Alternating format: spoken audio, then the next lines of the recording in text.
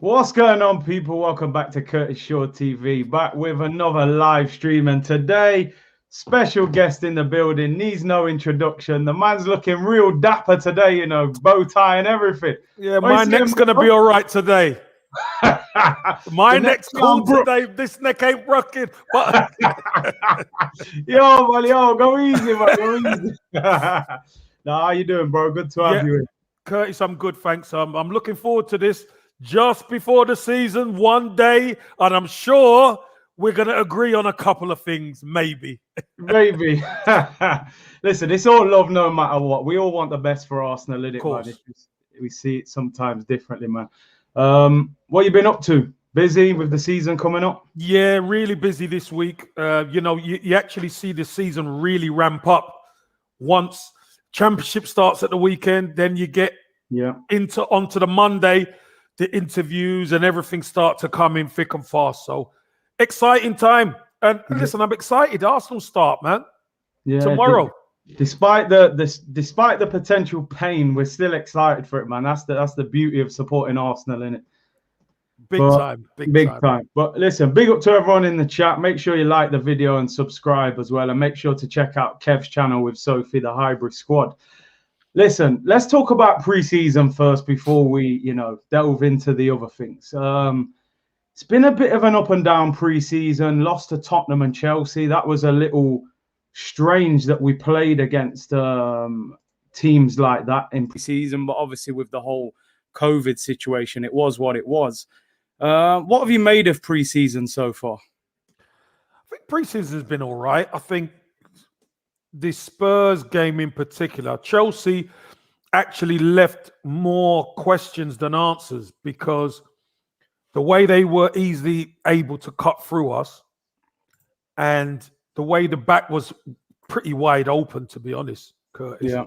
At times, the way Havertz got through, you're expecting people to be able to say it's not going to happen like that anymore. But it did. I think the Spurs performance up until probably 65 minutes, Ben White was quality, was a lot better. We controlled the ball. We controlled most of it.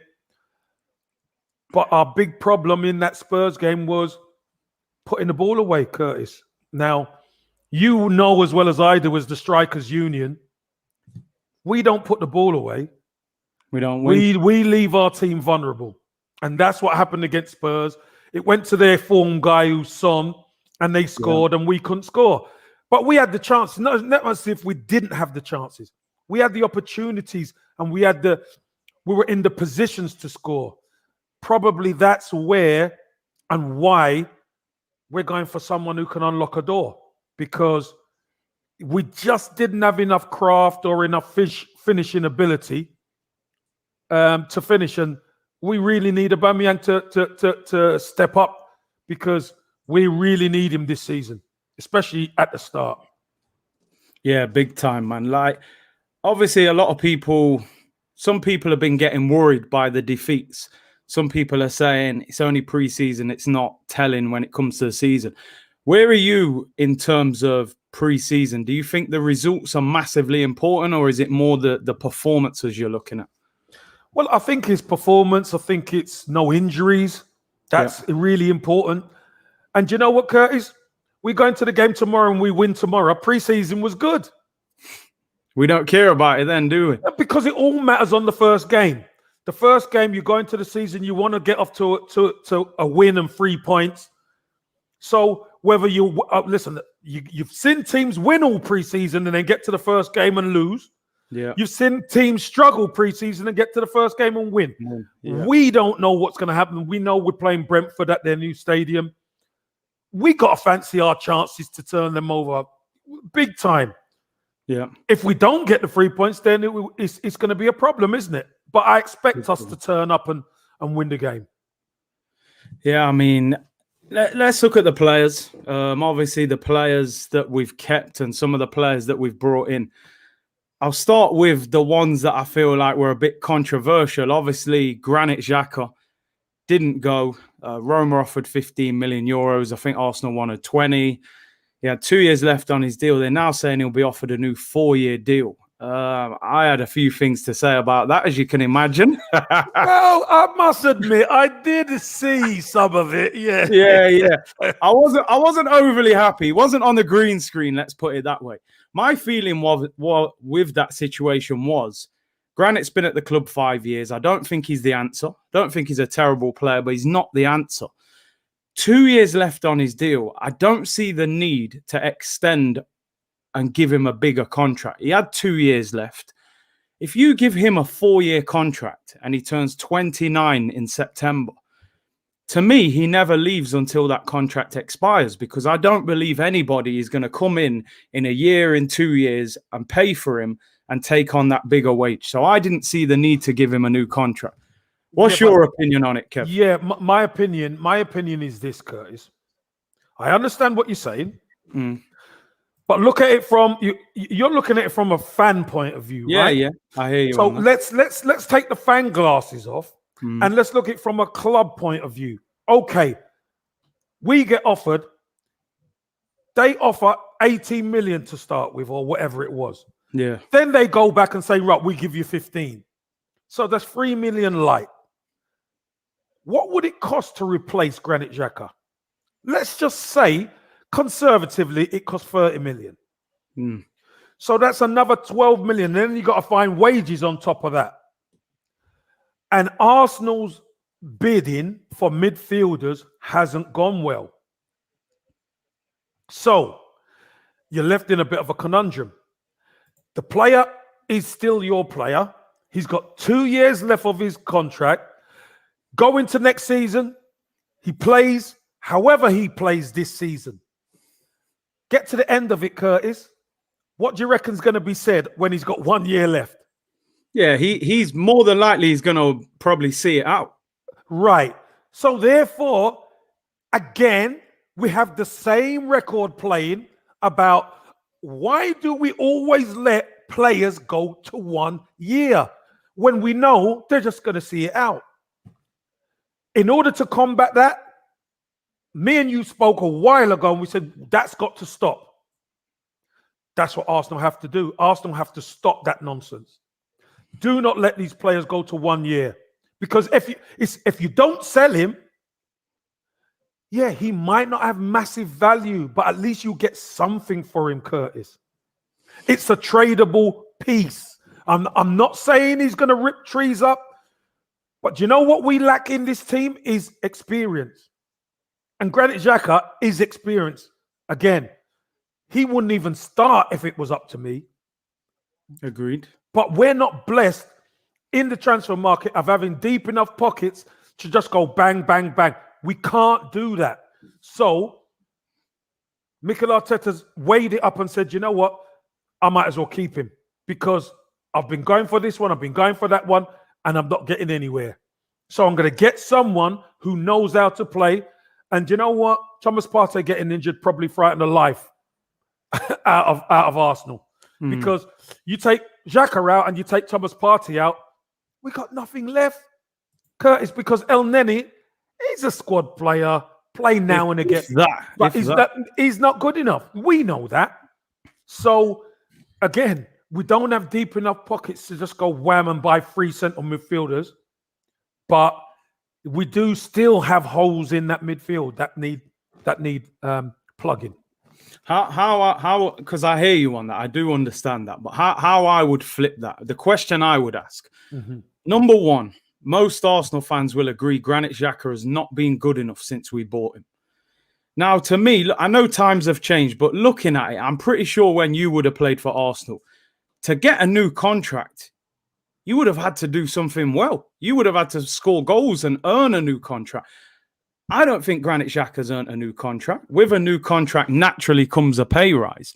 And also, rather than giving him a 4-year deal that cost the club 25 million over 4 years, should Arsenal have put their hands up and said, do you know what? We've made a mistake here. We can't get rid of him. We're struggling. We might have to take 15 million for him rather than giving him 25 million in his pocket. What do you make of that for fans who would say that? Yeah, and that's a valid point, Curtis. But it's still the way up is we get 15 million on one hand. It's going to cost us minimum 30 million, not even adding the wages for a new player who might not work. So, yeah, Xhaka isn't the greatest midfielder. One thing, Xhaka was one of our better players last season in a bad season. But at the end of the day, we still need some experience.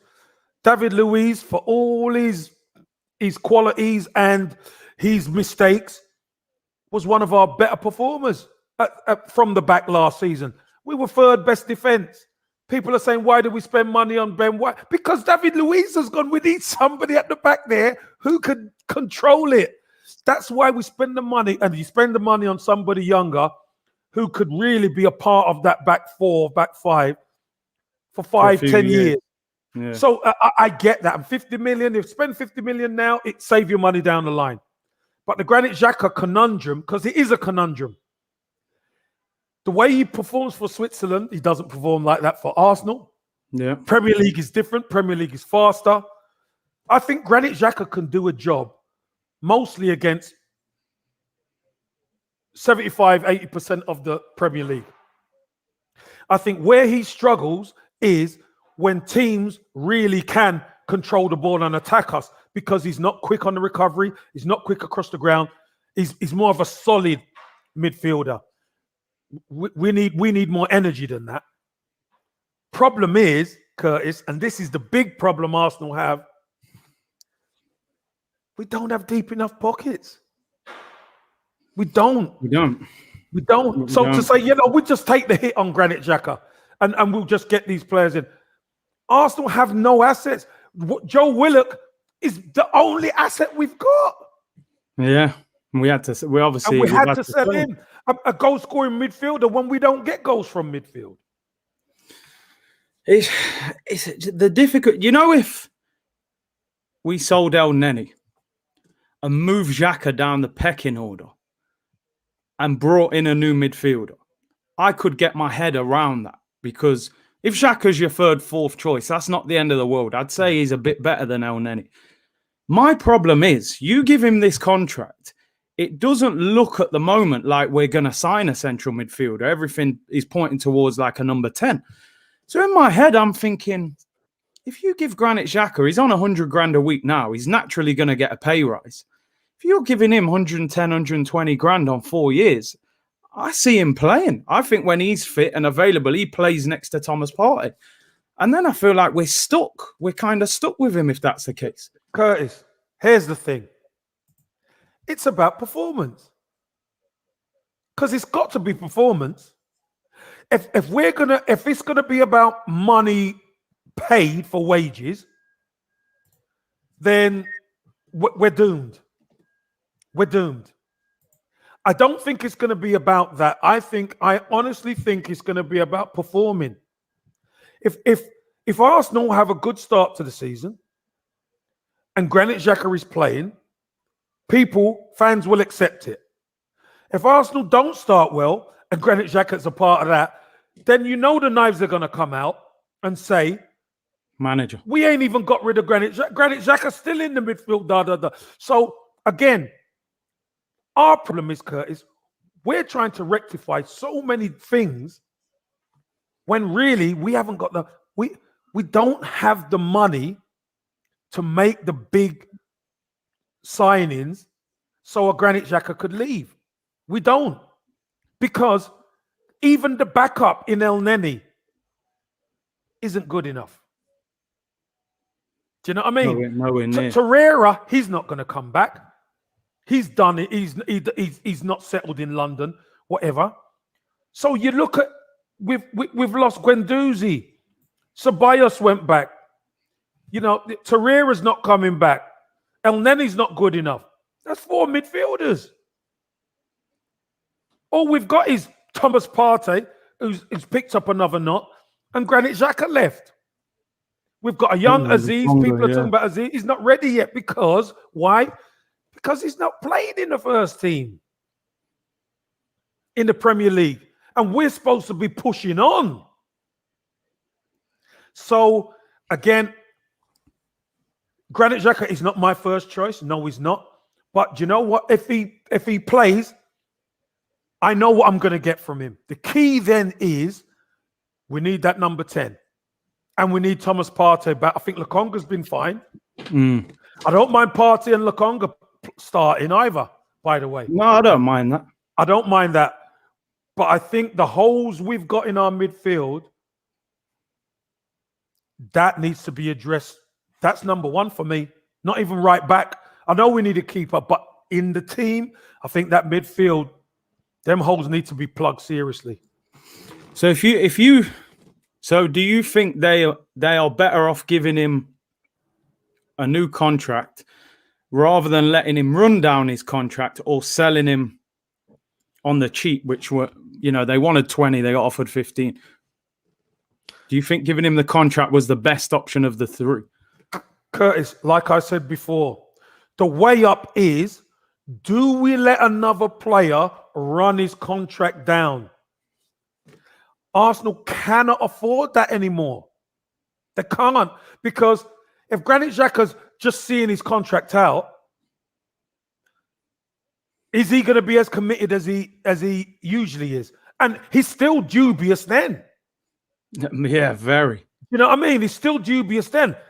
Is he as committed because he knows the club ain't going to offer him nothing, which is fine. But then why would you expect him to put his lot out on the pitch? Maybe it's not going to work. Arsenal don't want to go down that route because it sends out a bad message. The message that Arsenal send out when they let players run down the contracts is, you could come here and you could run your contract down and you could have a nice big payday at the end. The fact of the matter is, Curtis, in order to sign him, he ain't going to sign a silly contract because he's only got 2 years left. All this should have been done way before. If you knew he was he was going to 2 years, you should have been setting up to sell him a season ago.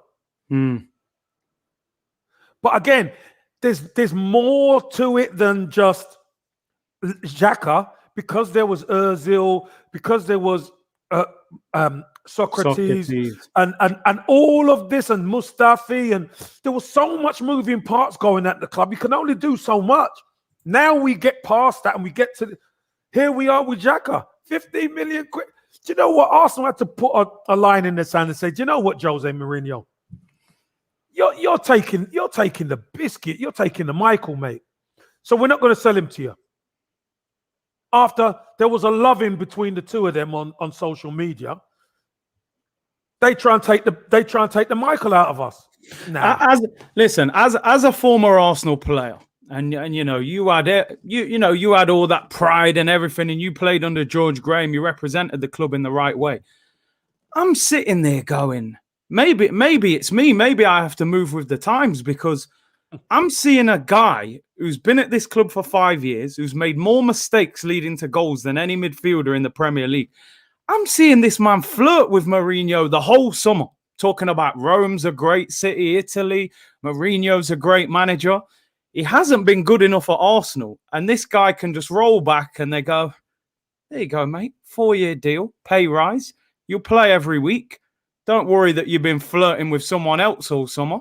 And to me, I look at Arsenal and I think that is not Arsenal to me. I don't know what that is. That's something else. You know what it is, Curtis? It's business. And being a fan, you move with your emotion. The emotion of it is tough, Curtis, to take, because you and I know. Let's have it right. If we had the chance, Granit Xhaka wouldn't be playing at Arsenal. No chance. But unfortunately, the club isn't where it should be. We need to get back there. But we've got serious issues. We've got squad issues. We've got to fatten that squad up. Not get rid of people, because we've lost 3 players out of that midfield already. Do you know what I mean? So, again, if you got rid of Granit Xhaka, then you are at your bare bones. You are at your bare bones. And there still has to be some experience around. And I'm not saying Granit, again, Granit Xhaka isn't the greatest player. But one thing he is experienced. So, we have to cut our cloth accordingly. It's horrible, but that's what we have to do. Do you know by the time he finishes his contract, if he sees out this 4 years, he would be around 6 months away from a testimonial? Granit Xhaka. Hey, do you know what, Curtis? and if he is, Curtis, if he is, so be it. This is football now. This is the game. This is the game. You look at players who were on big money. Manchester City, Manchester United, not playing. This is modern day football for you. It's modern day football. You don't like it, I don't like it, but it is what it is.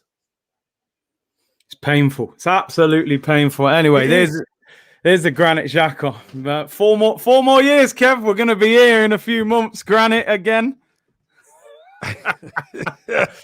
Wait, talk to me about the other guy. I mean, this one hasn't come to fruition yet, but there have been rumors about Hector Bellerin, 4-year deal as well. I mean, well, I think the rumors on that are just rumors. I've not heard anything. Yeah, no, nothing other than he's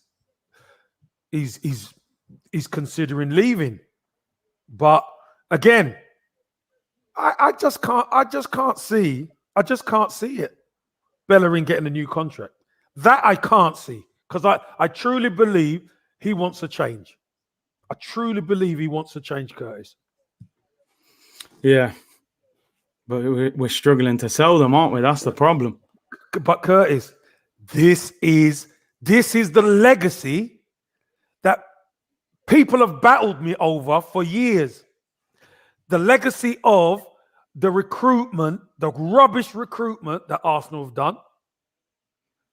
Because at the end of the day, as a football club, the players are supposed to be assets. Supposed to be, yeah. Supposed to be assets. We've got a jewel in Saka. We've got a jewel in Smith Rowe, who we turned down. I think Villa went up to, 35 million for? 35, yeah. We ain't selling them because they're our future. And rightly so. But Curtis, let's be honest. Of a first team squad and the only player we can sell is Willock, something's wrong. Something's wrong. And we know what it is. It's been the recruitment over all these years. That's what's wrong. I think what I was trying to allude to with Granit, and not just Granit, with a lot of these situations, my point was are we better off saying, listen, we've got to take a financial hit to get out of this mess. Like we did in January, we were paying up contracts and things like that, selling people at low prices. Are we not better off paying off Kolasinac, taking less money for Xhaka, getting these guys out the door, so at least then we've got space to bring people in, rather than giving some of these man contracts and you can't get them up. Curtis, the problem is when you get rid of them, you've got to recruit. But you can't recruit if they're in the door. You ain't even got space. No, you can. But this is the thing. Do you recruit when they're in the building or do you recruit when they're gone? That's the question. What do? Do you recruit when they're in your building or do you recruit when they're gone? I know what I'd rather. I'd recruit when they're in the building. So that's what we're saying. So they're in the building. This is where you recruit. If they've gone and you're short, what is the Arsenal fan base going to say when you can't? Remember, the price all of a sudden starts to go up because Arsenal are desperate, Curtis. Yeah. Right? And when you can't bring in the people who you want to bring in, but you've sold the people who were in your building, what do the fan base then turn around and say? Edu can't do it, Arteta are clowns. That's what they say. So you can't win. The fact of the matter is this. You have to strengthen from a position of strength. But they haven't done that. They haven't done that this summer. No, they haven't strengthened. But you don't strengthen from a position of weakness, Curtis. What you're saying is we should have just taken the hit and paid off. Kolasinac will go somewhere. But you're talking about getting rid of Xhaka and then looking to recruit after that. No. Obviously, I mean, you would have lined up a deal prior to him going. But I'm saying, if you're giving him a new contract, you're not selling him. Yeah, that means that you're struggling to get the people in. That's what that... Curtis, think about it, mate. If you want to sell him, but you don't get the money, and you're being linked with this one, that one, the other, if they were coming in, you could say, all right, then, do you know what? You can go to Roma for 15 because we got this one coming in. Of course you could. Problem is, Curtis, we've talked about Basuma. There's been different talks about central midfielders. Neves and all that. Who's come? Yeah, but you telling me they couldn't have got those guys if they didn't make moves? So why didn't they get them? I don't think they were serious about them. No, but why didn't they get them? If Arsenal are serious, or you want Arsenal to get rid of Xhaka and replace him, then you have to go all out, don't you? Yeah. But we haven't got anybody in. This is the issue. And poor recruitment, I think. But it's not. But it's not. Here's the thing, though, Curtis. Everybody can point the finger at Edu. But you know what? If you're Arsenal and you're going to sign somebody, do you know what? It's not just what you say. There's another team, there's a player, there's an agent on the other side who you have to agree with. First off is the club. You have to agree with the fee. Then you have to speak to the agent and the player. If one of those break down, you ain't got no deal. Arsenal are having problems in their recruitment. But what they're not doing, Curtis, they're not settling for crap. Because we've seen it happen previous. Arsenal have gone out and bought players and you're like, who is this? They're not doing that, Curtis. So they'd rather have Xhaka, who they know, yeah, he makes mistakes, yeah, he's not the greatest, but he knows Arsenal, than go out there and struggle and not bring the right type of players in. We'd still have a couple of weeks. So let's see.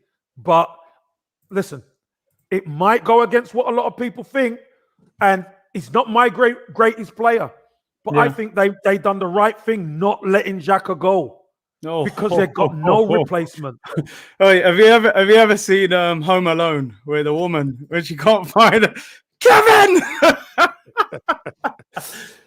but Curtis, sell him. Curtis, if you've got no replacement, that's just the point. If you've got no replacement, you can't let people go if you've got no replacement. To me, surely, if Arsenal wanted Basuma, if they wanted Ruben Neves, bear in mind the clubs they play for as well, and they haven't moved elsewhere, surely Arsenal could have got an upgrade on Granit Xhaka if they were serious about one of them. Curtis, I've already said it before. In a negotiation, it's not just what you want. Yeah. Do you know what I mean? Because do you know what, Curtis? When people know you're desperate, yeah, they bump you. You're getting bumped, and if you haven't got the deepest pockets, you have to cut your cloth accordingly. You can't go around trying to splash cash here, there, and everywhere when you can't afford it. The Arsenal, man, there's something else, aren't there? Do you know what? I want to ask you about this. Since we're talking about transfer negotiations and stuff like this, what do you make of this about Aaron Ramsdale? We spoke about this on the hybrid squad, actually, when I came on. I mean, now they're saying the moves broke down. Apparently, he's devastated. They're saying in this Athletic report, it was to do with the structure of the payments. Because Sheffield United want to get promoted, they want the majority of the money up front. Mm-hmm. Arsenal wanted to pay less up front. Yeah. Is this embarrassing for Arsenal, or do you just look and think, you know what, you've held your ground, you don't want to pay like that? How do you look at this one? No, it's not embarrassing at all. This is how Arsenal have to move. Curtis, this is what is called not having deep pockets. And when you don't have the deep pockets, to just say, How much you want for him? You want 24 million? Done. Here you go. Next. How much for him? 50? Done. How much you want for Basuma? Done. Unfortunately, them days are gone. We've burned off all that money on crap players over the years. And now the chickens have come home to roost. I've said it on your channel before. The chickens have come home to roost. Arsenal fans do not want to hear it, but it is the truth. We have to cut our cloth accordingly. We have to work smart. Clubs have to, if we're going to be recruiting players, clubs have to work with us. That's the way it is.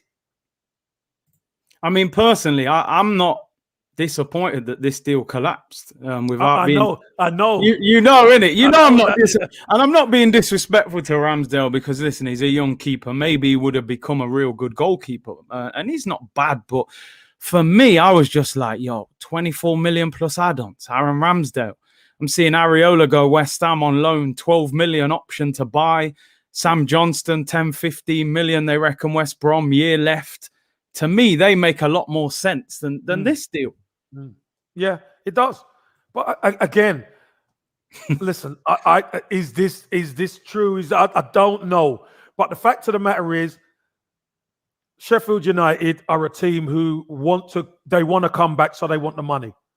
Arsenal cannot get down like that. Or maybe because Arsenal's money and focus is going to be pushed elsewhere. They do need that playmaker. Badly. You know it, I know it, Curtis. And rumor has it, the Odegaard thing might be back on. You know, obviously being linked with Maddison. So, and Aouar still there. So Arsenal needs someone who could unlock a door. Kev, what do you make of this? Season starts in 24 hours. Brentford away. One first-team goalkeeper on the books, unless you include Renarson, which I think most people wouldn't. Surely that to me is shocking for a major Premier League football club. Well, here's the thing, Curtis. A lot of the time where you want to do business, the opposition teams do not want to do the business.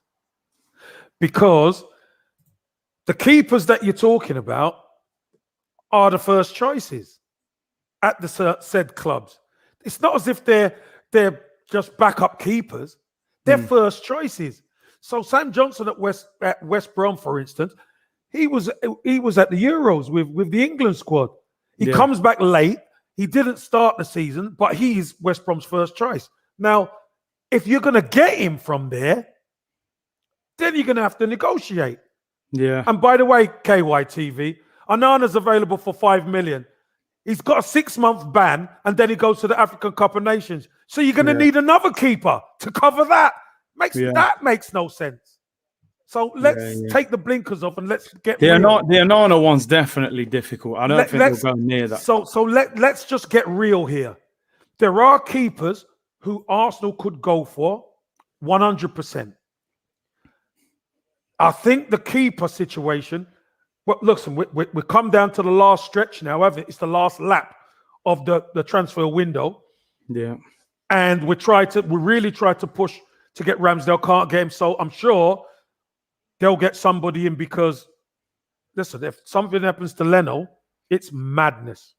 Oh my! Can you imagine that? Can't you? Oh, God. I mean, I'm touching wood right. I'm saying touch wood right now. Touch all the wood you touch can. Everything, but can you imagine if Leno mashed up his hamstring in training today? Because you wouldn't get a keeper probably by tomorrow. It would be madness. They would get a keeper because there's emergency. There's emergency with goalkeepers. You can get emergency, but they'd have to. They'd have to. We should sign Emi Martinez. Might ask Dave Seaman to come back in there. Dave, do us a favour, mate. Put the gloves on for a game. Put the gloves back on for a couple of games. Oh, man. I mean? Oh, my God. Arsenal, they're something else. They are something else, I'm telling you. What's your hope and expectation for the season? What are you hoping for? I'm hoping for a better season than last. And you know what, Curtis? That's not too much to ask. It's not really, is it? It's not too much to ask. We do have good players. Let's have it right. We do have good players, and they're not the greatest players like the squads that have been bankrolled. Of course they're not. But we expect Arsenal to be doing better than 8th, Curtis. We expect that. 100%. I expect Arsenal to be in and around 6th, 5th, or 4th.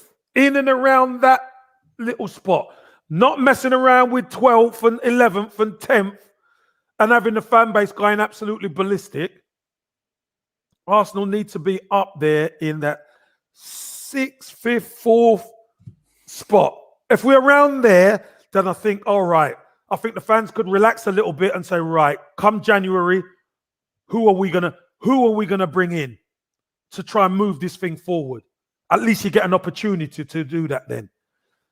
But if it starts off and we're in the same place as we were last season, first half, it's gonna get messy fast.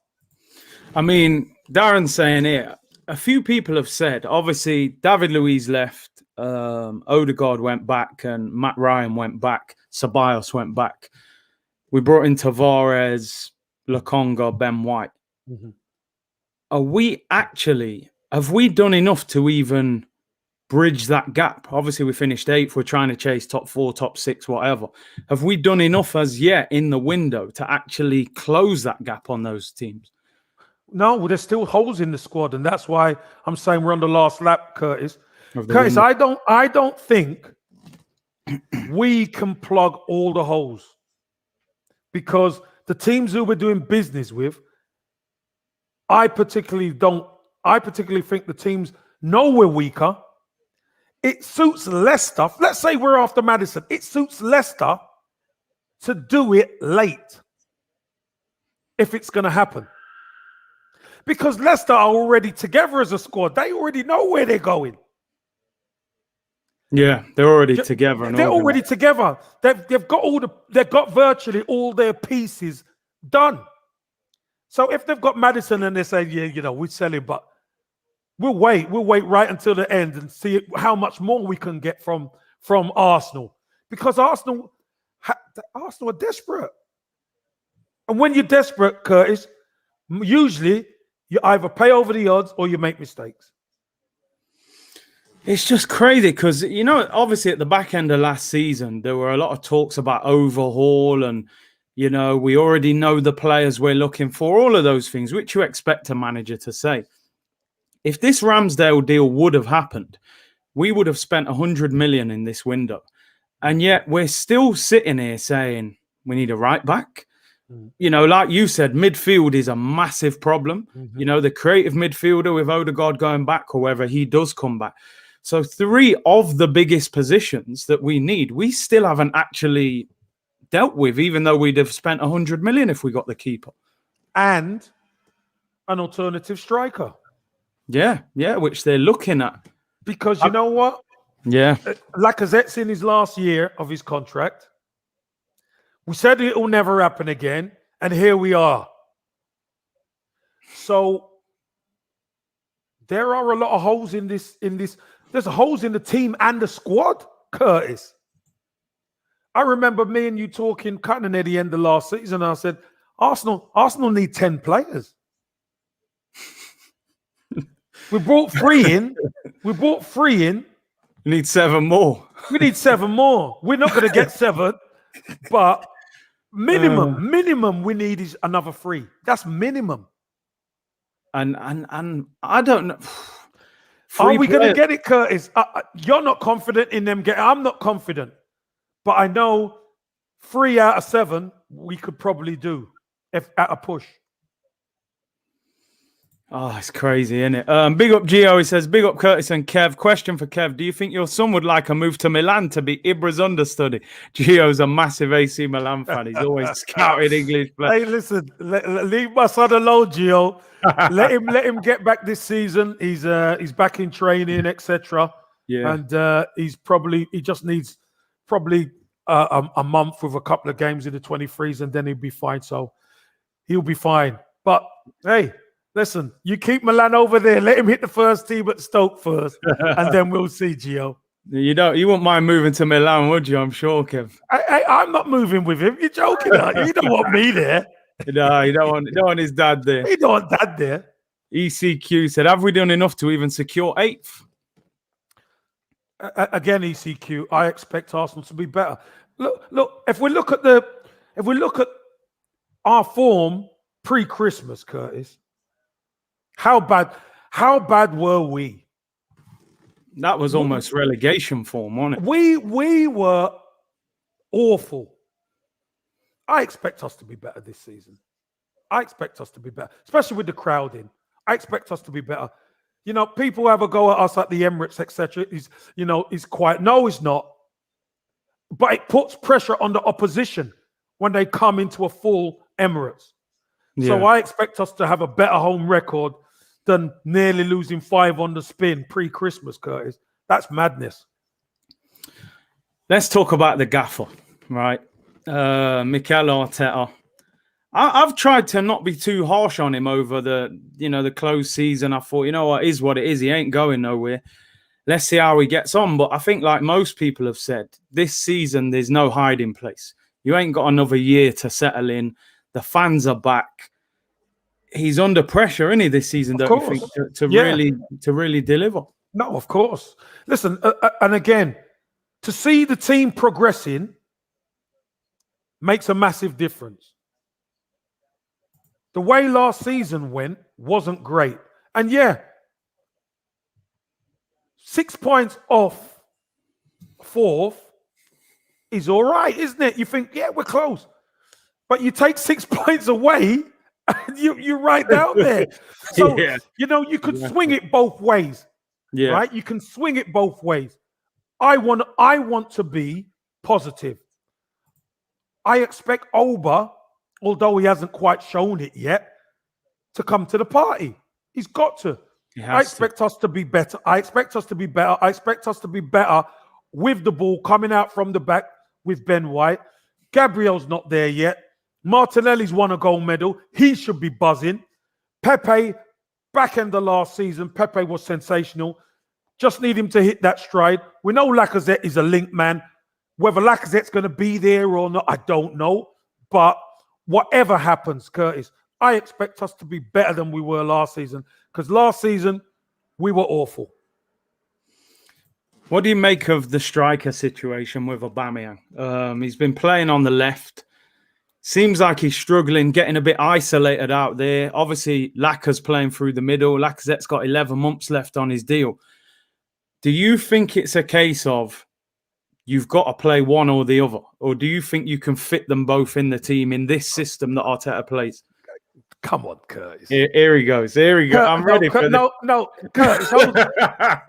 Go on. Do you know what amazes me? Do you know what really amazes me?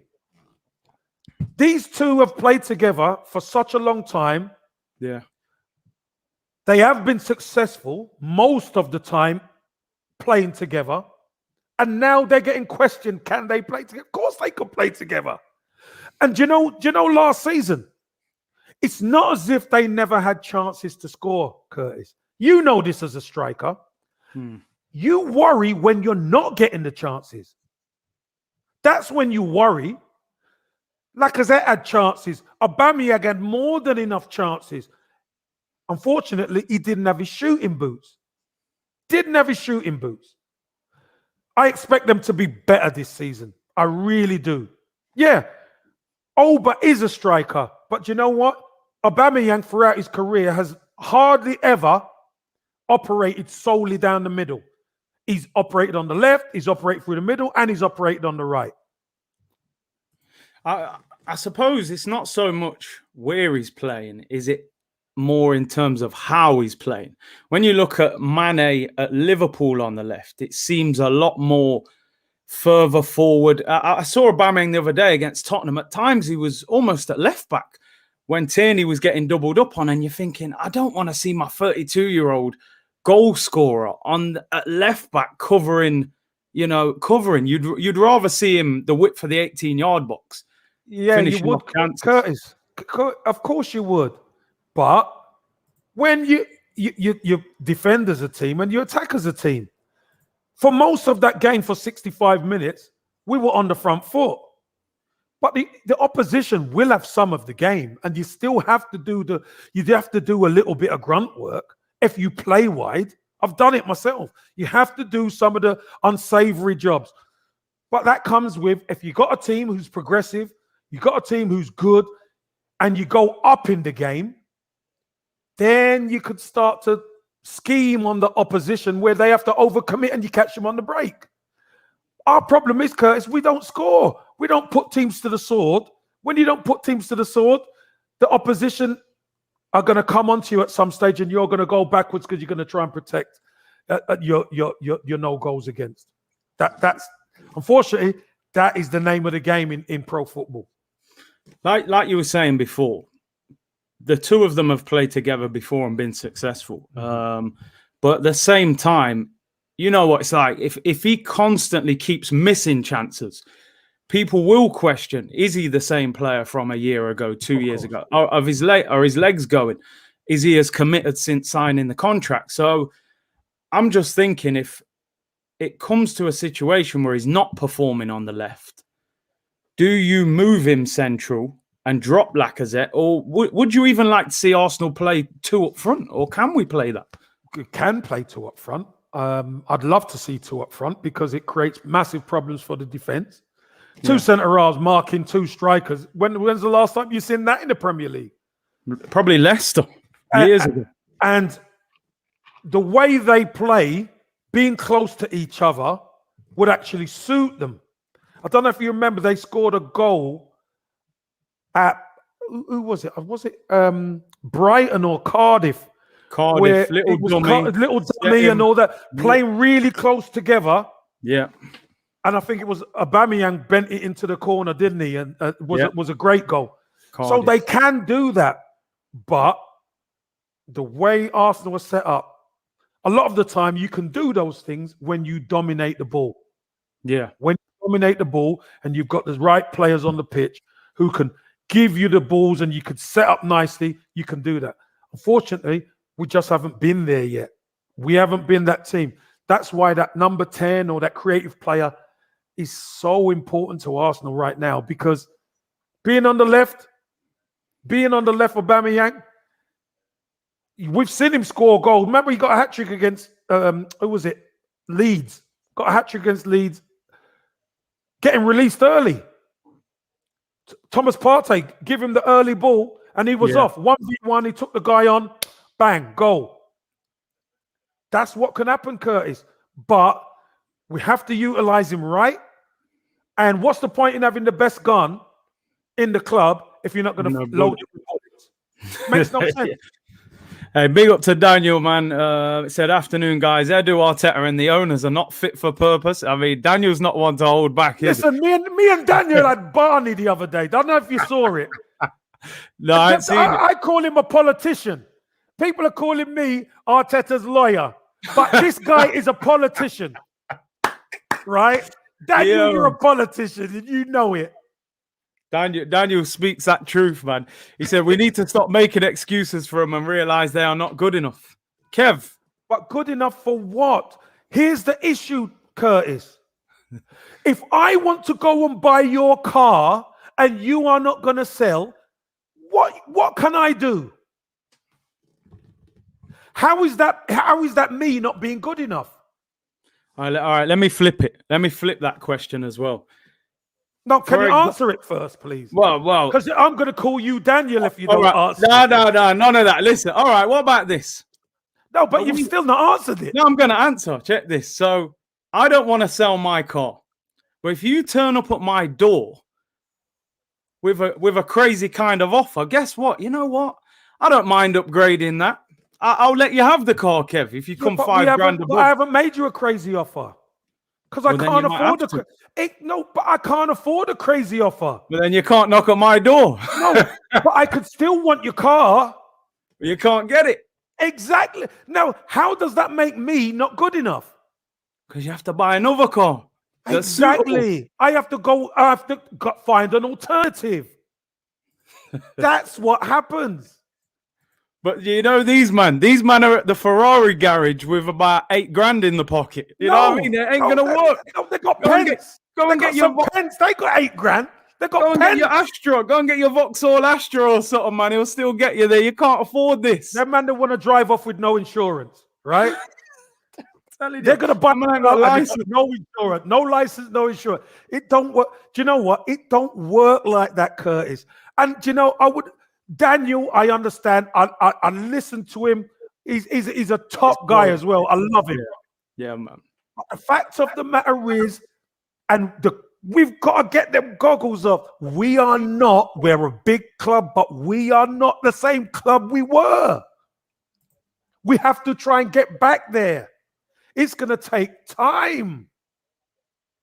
We don't want it to take time, but it's going to take time. Why? Because we haven't got the money.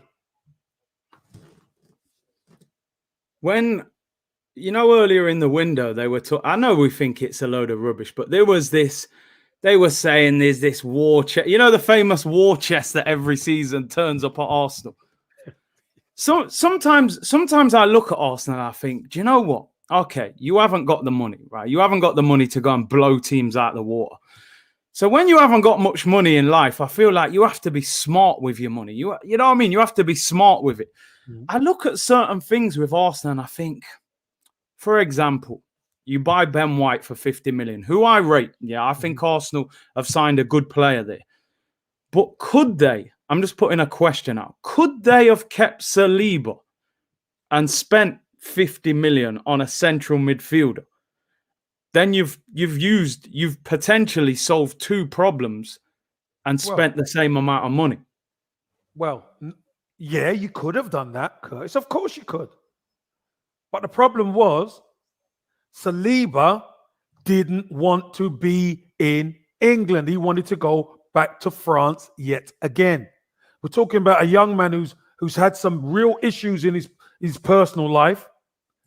He feels more comfortable being in France.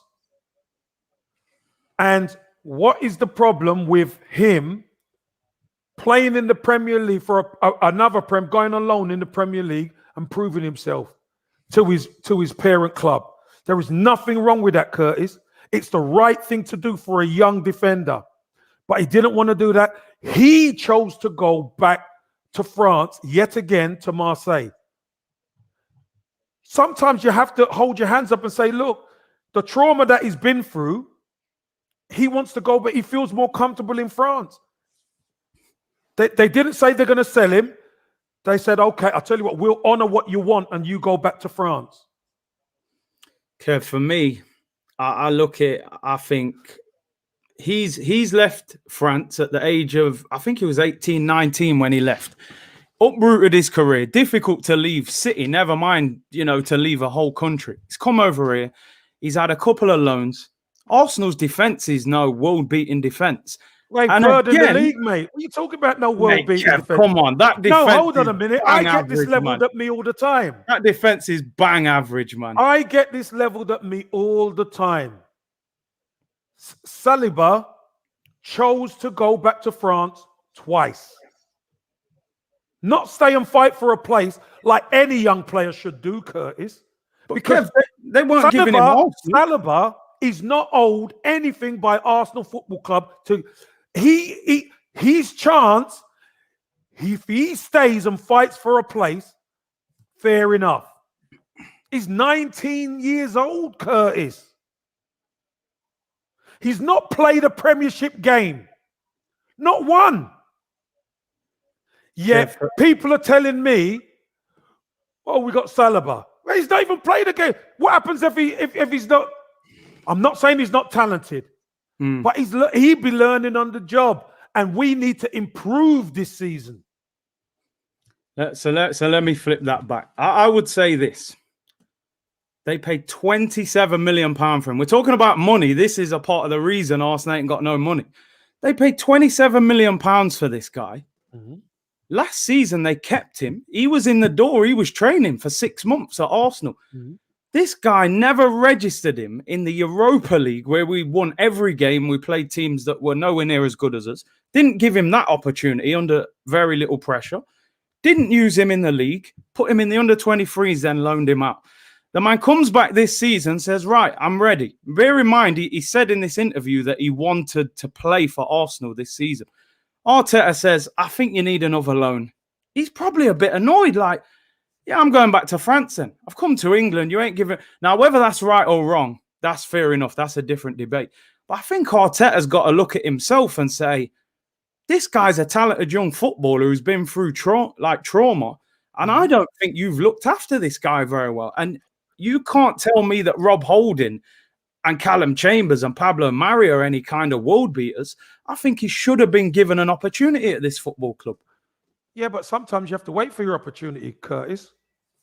I had to wait for my opportunity. I had to wait 2.5 years as a young player at Arsenal. Who was in front of you at the time? Who was you trying to displace? To displace, Alan Smith was there at the time. Paul Merson, you had Martin Hayes, you had Charlie Nicholas at the time. Those were the 4 players. So then I was coming through. Curtis, I went on loans. I went on 2 loans. Came back. It is what it is, Curtis. At the end of the day, you tell me this. Whatever's gone on in Saliba's personal life, listen, it's tragic. He's had tragedy in his life, etc. It affects people differently. He decided he wanted to go back to France. I get that. Got no problem with that. But you know what? If you've not kicked a ball in anger for your parent club and you get an opportunity to stay and fight, I take it. I don't run away to France. I would take it. But that's me. I don't speak for the young man. And being French, he's probably doing the right thing in his eyes because it's comfort for him to be in France. Okay? But Curtis, our problem is at Arsenal. We need to improve. We need to get better. You cannot tell me Arsenal would improve with Saliba at the back because you don't know. I don't know. But why would we not try if we paid that much money for him? No, because as far as they're concerned, he is not the end product. They want to improve. They want to be sure. So they were more sure buying Ben White. England International, they were more sure on buying Ben White. That's the truth of the matter. I'm not saying Saliba is a poor player. I think Saliba is talented. I would have liked Saliba to be in and around it now. I would have loved to see him there. But it hasn't worked out that way. The Ben White and Saliba thing, I don't even use them because even if they kept Saliba, I don't mind them buying Ben White as an addition. To me, if I'm Saliba, you're saying stay and fight for his place. Last year, he fought for his place, and they didn't give him the opportunity. They put this man in the under 23s. He must have been for his place. He's a young player. He's playing under 23 football, and he didn't exactly set the world alight. Let's have it right, Curtis. When really, if he was as top as we say, it would have been a walk in the park for him. Fair enough. He went back to France and he had a really good second half of the season. Yeah, very good. Very good. So you think to yourself, okay, David Luiz is gone. You come back. You come and fight for your place. But didn't Arteta say they agreed to loan him out? And then I think the argument was they said he should have gone to an English club. Saliba chose to go to France. Do you not think that's just frustration, though, from Saliba? Well, listen, if it's frustration, welcome to football. Because you don't always get what you want in football, Curtis. Do you know what? I wanted to be in the Arsenal first team at 18 years old. It never happened again until later on when I was 20s. That's life. But what am I going to do? I've got to show the manager, because at the end of the day, it's the manager who you have to impress. The manager wants to see me hungry. He wants to see me fighting to try and get in the team. Not bailing. I think that's very harsh, Kev, to say bailing, man. Seriously. Hey, listen, I've said my piece about... But I respect it. No, but I've said my piece about the trauma he's had in his life, and he's probably done the right thing for him, remember? Yeah. To go back to France. I get all that. But then I've got to switch it over to, if you're trying to impress a new manager, Curtis, don't forget, he got bought by a different manager, and now he's got a new manager. So if I'm trying to impress a new manager, I'm rolling these up and I'm saying, I'm going to show you. Oh, you don't think I'm good enough? I'll show you. I just felt last season, while he was in the door for those 6 months, especially with us being in Europe, that to me surely is the perfect opportunity to ease him in without having to throw him in at the Premier League if you're not sure whether he's ready. Do you know what I mean? I felt like to sign a guy from the French league who's playing first team football and to put him in Arsenal under 23s, that's a backward step for his development, in my opinion. Well, don't forget who we had at the club at the time. Who did we have? Which centre halves did we have ahead of him at the time? What, when he was in the under 23s? Yeah. Yeah, so who would we have had? David Luiz, Gabriel, Holding. Who was our fourth choice? Mustafi. Oh, yeah, Mustafi was there for a little Socrates. So Socrates wasn't registered either, was he? No, I'm saying you got 5 players ahead of him through games, through experience, and all of the above, Curtis. 5 players ahead of him. That's why he was in the under 23s. And you could only play 2 or 3 of them per game. Yeah. Look, it's a great debate. Listen, over 2,100 people in here. Big up to everyone in the chat. South London's finest. Yes. Big up.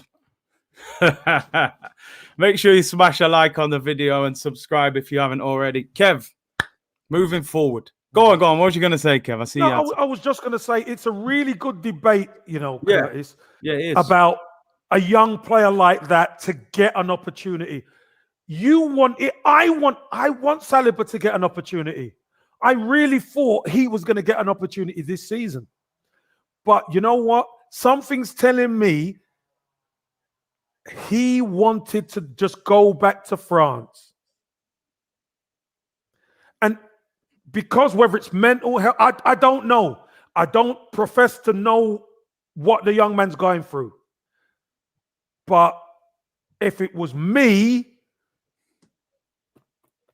Arsenal is, I'd say I want to fight for a place. I want to fight for a place. But even if Arteta is saying, if Arteta was your manager, he said, Kev, come in, listen, right, we got 3 or 4 players ahead of you. I think it's best you go on loan. Would you say, I'm not going on loan, I'm going to stay, even if the manager's saying you're not likely to get game time? That's the conversation then, Curtis. What I'd say is what I said to George Graham.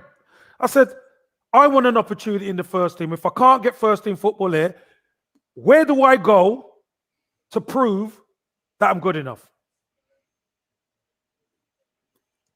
Where do I go? You tell me where I go. All right, I want you to go to a Newcastle. Right, I'll go to Newcastle and prove it. You're in the Premier League. You're in the spotlight, Curtis. Maybe not playing with the best players, but you still can shine. Because everything will get leveled against him when you go back to France. He's still not played a Premier League game. So they're still going to hold that against him next summer, aren't they? Well, whose fault is that? It's the fact that he chose to go back. That's just life. He chose that because he's more comfortable. Don't forget, Curtis, he's a young man. And I know we're talking for experience and stuff like that, but he's a young man. He's got youth on his side. He's, 19, 20 now? He's 20 years old. He's a young man. What do you think of this, Kev? Ben says, Kev, your time is different. Do you think now managers have to have, players nowadays, they're a little different, aren't they? They need a bit more understanding. And do you think Arteta should have been? Ben, is it Ben Sash? Yeah. You're talking about players are different. My son, he's a player. My players are different. You've got to, listen, if you're at a club like Arsenal, you've got to show desire to get in that first team. So, Curtis, do you want a player on the pitch who is not committed? But where's the proof? No. Where's the proof to say he's not committed? I never. Did I mention any names? Obviously, you don't want a player there who's not committed. Right. So therefore, you want them to commit on the pitch. They have to commit off the pitch. Would you agree? Yeah, I'd agree. Right. So therefore, the one person you have to impress is the manager. He picks the team. He's the one who's going to make your dreams come true by putting you in that first team if he can trust you. Unfortunately, there's the young man, Saliba, has had trauma in his life, Curtis. And do you know what?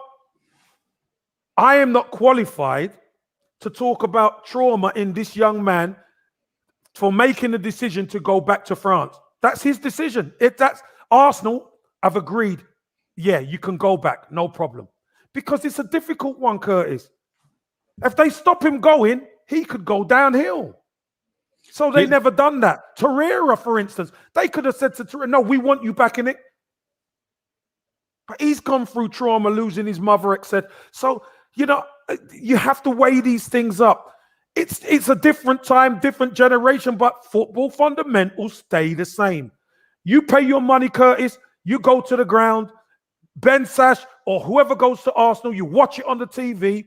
You don't want players out there who are not committed. You want fully committed players. You don't care if they've had a Barney with the wife, whether they've stubbed their toe in the morning.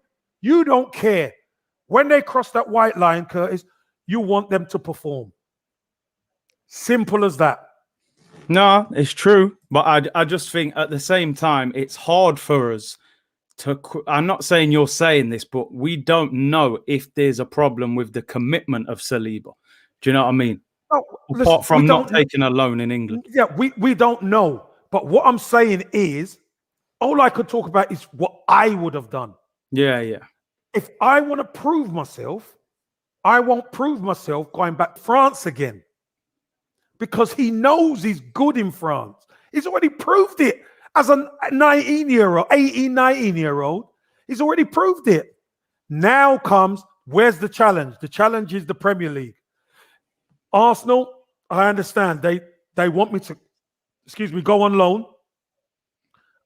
I can go on loan and I'll prove myself. I will prove myself. Because you know what?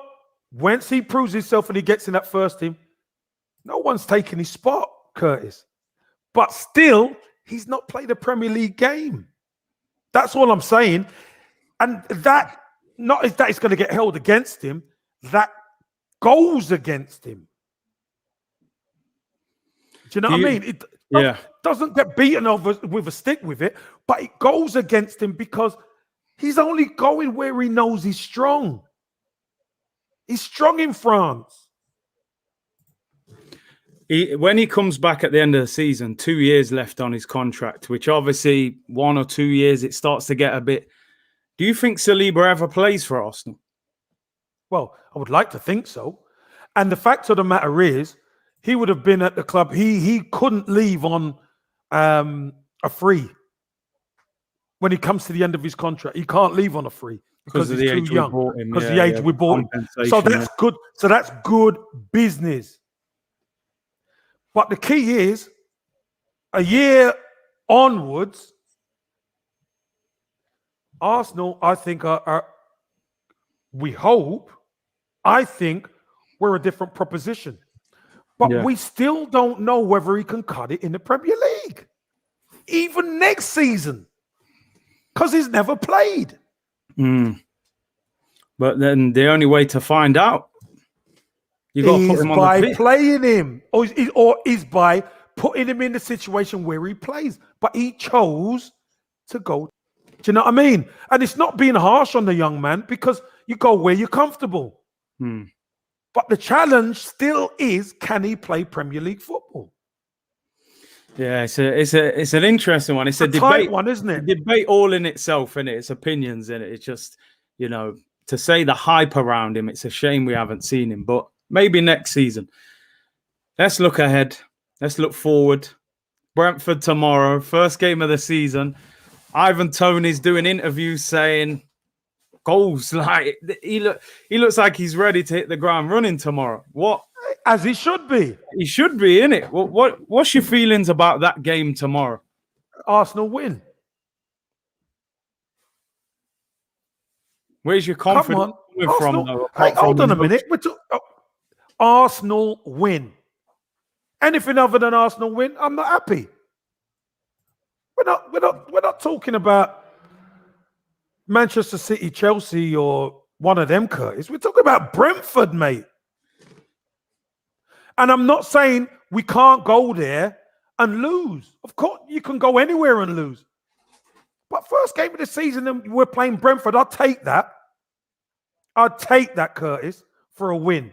And yeah, we've played the likes of Chelsea and we've played the likes of Spurs, and we've come up short. But I've seen enough in those games to think to myself, do you know what? I fancy us. And I do. I fancy us against Brentford. No, listen, I'm all for Listen, they're a championship team, man. Kev, you know they're going to clip you with this. Listen, I've already said, Curtis. Yeah, go on. The Premier League, anybody could lose to anybody on any day. But you can't tell me, and this is what I had a Barney with Daniel about. Daniel tried to tell me Brentford's players are better than Arsenal's. Right? So that's when I said, hold on a minute. Time out. I'm done. You've done me now, Daniel. You've done me. We might as well finish this. If you get a chance to watch that podcast, watch it. Because he finished me. You're telling me Brentford's players are better than Arsenal? He said yes. Come on. Yeah, they've done well coming up. And they'll play an expansive game and all that, but they're not better players than Arsenal. Come on. Listen, I think we'll win. I do think we'll win. But I think it's not Brentford, it's us that worries me. Do you know what I mean? I'm not looking at Brentford thinking, they're way better than us. It's like, are we going to finish our chances? Are we going to create chances? Are we going to make a mistake at the back? But that's been us for years. Yeah, that's what I'm saying. Isn't it? And like I said, it's not that we go there and we can't win, or we go there and we get beat. That can happen. Of course it can. But going into the first game of the season against Brentford at their shiny new stadium in the Premier League, they're going to come and attack us. Bring it on. I fancy Arsenal. Yeah, no. Listen, I've predicted 2-1. I think we'll win. But you just never know. Let's hope so. I just wanted to quickly... Hey, listen, we bet otherwise. Yo, I need you back on here. People clipping all this stuff for me. I tell you, getting clipped. I'm telling you. I love it. Listen, this is why I always say to everyone in the comments: you can disagree as long as it's respectful. That's healthy debate of football, isn't it? Do you know what I mean? Unless you're Daniel, who I call the politician. We know you're the lawyer. We know you're the lawyer for me. I'm the lawyer, right? I've got the bow tie today, so I'm the lawyer. So Kev, you must listen to your lawyer. You know, if I ever get pulled by police, I ever get in trouble, I'm gonna look through my phone. Right, I'm not ringing my dad. I ain't ringing a solicitor. You ring me. I'm ringing Kev. I say, Kev, you can convince these. No, ring Arteta to call me. Yeah, Mikel, give Kev a ring, mate. I need to get out of this. I need some help. Yeah. Do you know what? I want to ask you about a player, and I saw you talking about this with Robbie. Was Tammy Abraham? Dare I say it? Another guy that I've had a few opinions about, but not as bad as Aaron Ramsdale. But apparently you was quite in favour of that deal, I think. I certainly am. I certainly am. He's coming with chest, Dicky bow tie, man. I certainly am. Let's go. Tell me why. Here's the reason why, Curtis. Yeah. For all this nice play and we get down on the wings, what physical presence do we ever have in the box? We ain't had none probably since Giroud, have we? Right. As a plan B, Tammy Abraham will cause mayhem. His size alone and physicality will cause trouble to opposition. We're talking about a young man here. He scored goals wherever he's gone. He was Chelsea's top scorer for a stretch last season. He's never really got the respect that he deserves. And in a club like Chelsea where they spend, he was the man leading it. 23 years old. And you're telling me the amount of chances we create. Yeah, he's not an Aubameyang type finisher, but even Aubameyang is an Aubameyang at the moment. We need help, Curtis. We haven't got the 70, 80 million to go out and buy Lautaro Martinez and all these guys. We haven't got that money. So let's bring in somebody who is functional and practical, because if you're getting down the wings and you're putting balls in and you've got somebody with a physical presence in there, it's going to cause mayhem for defenses. At the moment, we got nobody and defenses are just lapping it up. Tierney, you get down the right, you get down the left. Bellerin or Chambers, you get down the right and put your crosses in. We just keep heading it out. We keep heading it out. Nice. I mean, yeah, I hear you. But at the same time, I look at, I think Chelsea. Hold on. KYTV. I never had a transfer ban last season. Nah, year before. Yeah, Lampard. Again, wake up, man. Lampard's first full season, he used him. He got 15 goals. He did well. Last year, when Lampard went halfway through, Tuchel didn't want nothing to do with him. He was fourth choice under him. And but think about it. He was playing Werner, and Werner couldn't hit a bando with a banjo. It's true. But they won the Champions League. No, I'm not saying they didn't, but I'm saying you got a guy who's been your top goal scorer for most of last season, even when he weren't playing, Curtis. And you got a player you spent so much money on, and he's not scoring. So they're quoting 40 million, Kev, for him. Well, I think it was agreed at 34, wasn't it? About with Atlanta, with Roma. So, yeah. It's funny. It's funny how Mourinho found the money in it all. Yeah. Listen, that Mourinho, I can't stand him. I can't stand the man. But he found the money. He found the money for a striker. Yeah. Curtis, what I'm saying is this. Normally, if you're going to go for strikers, remember, you're talking about a club who are going back and they're buying Lukaku for 115 million euro, 97.5 million quid. Yeah. Who was in their building. Yeah.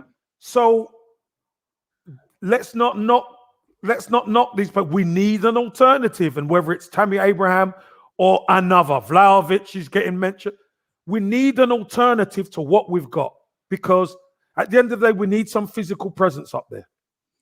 Would you, they're saying for Tammy to come in would probably mean that Lacazette would have to go out. Would you do that? Would you be willing to do that? Yeah, I would. And here's the reason why I would be willing to do it, because I think Lacazette, with 1 year to go, he's just going to run his contract down. So if you could do the business and get Lacazette out and bring Tammy in, it's good business. It makes sense. And we have more of a fit. Because you know what? One thing about Lacazette, he's strong and he likes to receive the ball and he's a good link man. But our issue, we got no presence in the box, Curtis. When the ball goes to Tierney and we see Saka and All these guys, Martinelli and all these boys go down the wing and put balls in. We got nobody here. We got no presence, even to bump a centre half. Do you know what I mean? We got nobody to bump anyone in there. Centre halves have it easy, just heading it out. No, we need some physical presence. Do you think is he better than Lacazette? If we're spending 34 million, does he improve us? I think he does at the moment, especially with what's going on with the team, because the team's age is coming down. Yeah. 23, 20-year-olds are coming in, 21-year-olds. We're getting a roster of players who are around the same age is what you want. You want them to grow together. Yes, they do need some experience around them, but to come in together is powerful, real powerful, Curtis. And listen, Arsenal need a change. The same way we're going, we can't just keep doing the same thing, expect it to change. We need a change. I think the problem we've got is, like you said, if any of us, if you're Lacazette, 30 years of age, 12 months left on your deal, I'm not going nowhere. I'm saying, do you know what? I'll be 31 next year out of contract. I can go on a free, get a big signing on fee, big contract. That'll be me, 4 years, retire or whatever. Why would he go on a transfer with a year left? Yeah, but Curtis, here we go again. Arsenal strike again. Full circle, Kev. Full circle. And do you want Lacazette and then the same thing to happen with Xhaka? Us be here 2 years' time or a year time and we're talking about the same thing? No, we have to learn from our mistakes. And if we don't learn from our mistakes... Imagine on the flip side, if Arsenal said, we'll give Xhaka we'll give Lacazette a new 4-year contract because we can't sell him. Curtis, it's not happening. No, it won't happen, but I'm saying... No, but even saying that, it's not happening. Is that not the same as Xhaka, though? No, because he's in his last year.